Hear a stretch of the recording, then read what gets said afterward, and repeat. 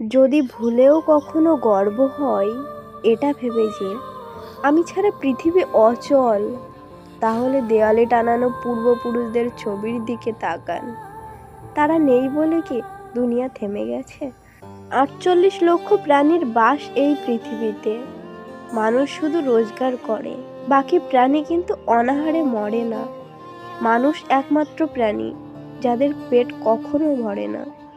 যে দেশে জুতো বিক্রি হয় এসি রুমে আর বই বিক্রি হয় রাস্তার ফুটপাতে, সেই দেশে দুর্নীতিবাজ থাকবে 5 তলায় আর গুণীজন থাকবে গাছতলায়।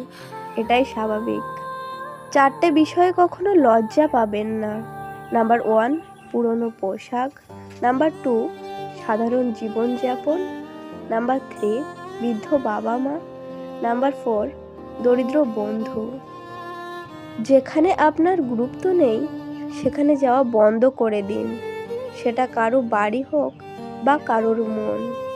আসলে মানুষ আজব প্রাণী। ডুবে গেলে জলকে দোষ দেয়, হোঁচট খেলে পাথরকে দোষ দেয়, কর্মের দোষ ভাগ্যকে দেয়, কিন্তু নিজের ভুলটা কোনোদিন দেখতে পায় না। মাত্র 200 টাকা দামের প্যান্ট পচে যাওয়ার আগে মানুষের দেহ পচে যায়, তারপরেও মানুষের অহংকার কমে না।